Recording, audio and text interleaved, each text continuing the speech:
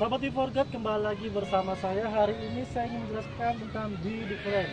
Di Roma 12 ayat 2 dikatakan, janganlah kamu menjadi serupa dengan dunia ini, tetapi berubahlah oleh pembaruan budimu, sehingga kamu dapat membedakan manakah kehendak Allah, apa yang baik dan yang berkenan kepada Allah dan yang sempurna.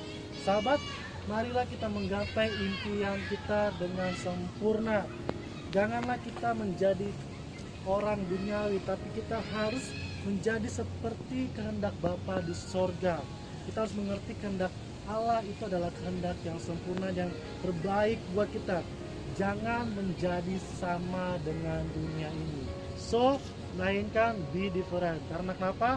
Salah satu cara termudah untuk mengenal kehendak Allah adalah dengan melihat kebalikan kata dunia. Kita harus menjadi serupa dengan Bapa kita di sorga. Amin.